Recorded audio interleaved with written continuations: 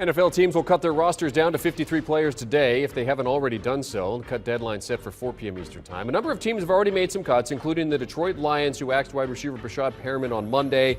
Now, Perriman had signed a one-year, $2.5 million deal with the Lions in March. He was expected to help stabilize a completely overhauled receiving corps, but he struggled throughout training camp and the preseason. And with $2 million of his money guaranteed, the Lions decided to cut him loose. 27-year-old appeared in 12 games last season with the Jets, hauling in 30 receptions for 505 yards. We're keeping our eyes on a few guys who might be joining Perriman on the outside looking in as training camp battles wind down. Joe Flacco, Nick Foles, Mason Rudolph, a few names that could be new faces in new places by the end of the week. And a guy who's keeping track of everything going on, CBS Sports senior NFL writer Jason Canfora. JLC, let's start with expectations for Tuesday. There's really not many big names out there in terms of who could be cut. So what are you expecting to happen today? You know, I don't think there'll be anything that dramatically moves the needle, to be honest with you. I mean, again, you guys mentioned Brashad Perriman there. You know, the Dolphins signed Matt Skura, thought he would solidify their offensive line. They've already moved on from him. We saw Shaq Lawson dealt for peanuts yesterday, you know, after the Texans eating basically $7 million in that transaction. So there'll be some teams admitting mistakes and moving on from guys they thought might be, in some cases, a fairly significant part of their 2021 season. But really what this day is, unfortunately, for hundreds of guys, is the end of their NFL career. There's going to be a slew of players who are put on waivers, who don't get claimed, who don't play any football this year and might never play any football again. It's one of the days on the NFL calendar that affects the most families, the most individuals, and it's fairly somber around the league as teams don't enjoy this part of the process, but it is part of the process. And that's something that, of course, we've come used to seeing on shows like Hard Knocks. And, you know, they all talk about the fact that this is one of the worst times of the year for a lot of those teams is because of the fact they do have to end some players' NFL dreams. Okay, Chelsea, I mean, we have the cut deadline, but the trade deadline, still a couple months away. We've talked about some deals. Deshaun Watson, of course, being top of mind lately, possibly being traded. Are there any trades that you're hearing about that maybe we see today to help with roster cuts? I mean, there'll certainly be trades, but, you know, those are some big ticket items you have on that ticker right there. All those guys making significant money. Jalen Smith, I mean, he's lost his job there. I don't, and that's not a very good Cowboys defense. I just don't see anybody touching that salary. The Cardinals don't want to move Chandler Jones. He hasn't demanded a trade. He hasn't, you know, had a hold-in or a holdout or anything like that. Gilmore, I think there's still a possibility that pot gets sweetened a little bit. The Patriots find a way to give him some incentives, give him some funny money, some things he can earn. But certainly in the mode they're in now, they're not going to trade him. And Zach Gertz, you know, we've talked about that one in the past. That's a top tight end contract.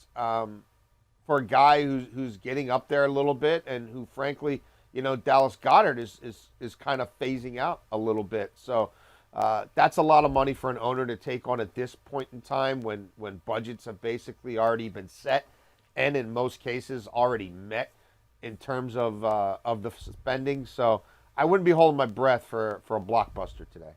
Okay, the NFL and the PA agreed on their COVID protocols for the season Monday afternoon. Here's the basic meat of it.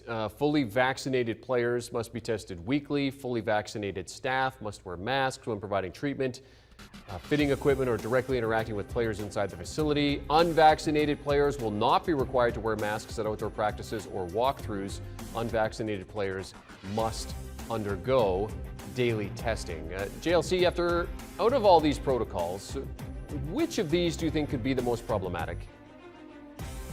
Well, they're not testing on a daily basis for everybody, and the NFLPA was pushing for this. They ultimately agreed on weekly. Remember, previously it was going to be bi-weekly for vaccinated players. There's just still so much we don't know about COVID and different variants and what the fall and winter might be like.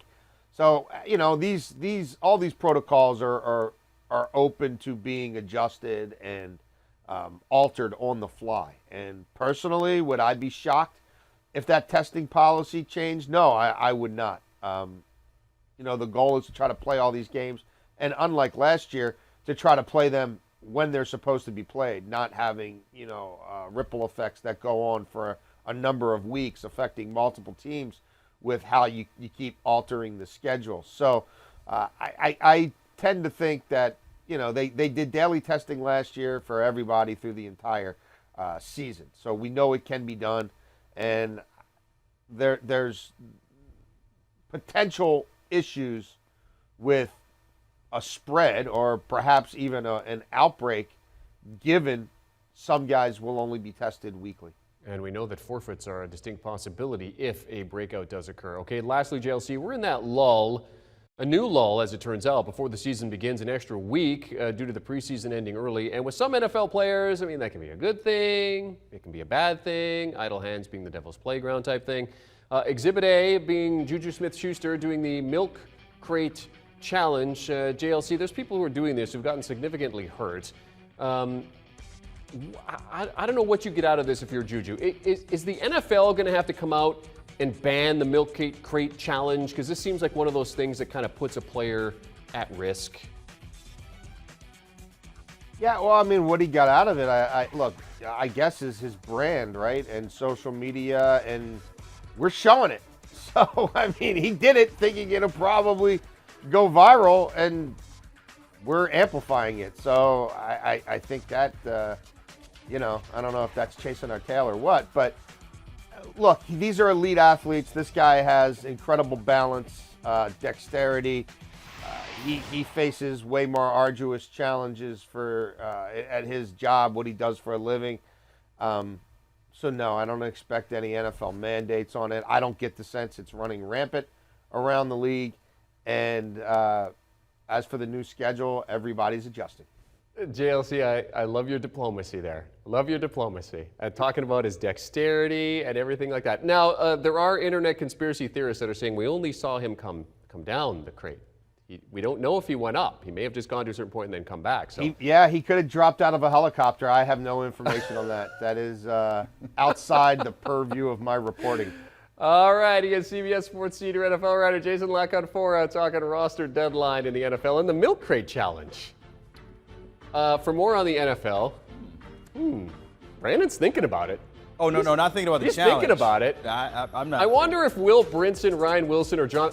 Hey, could Ryan Wilson do the milk crate challenge instead of having to get a tattoo? Do you think they could do that? I was going to say he still hasn't got Guys, that tattoo. guys, you now have something to discuss on the Pick Six podcast, like there's not enough already. Download and follow. You can even watch on YouTube. Do you want a sports network that delivers everything that matters about the game? The highlights, the picks, the instant analysis, no yelling, no fake debates, no politics. Hit the subscribe button and never miss a moment.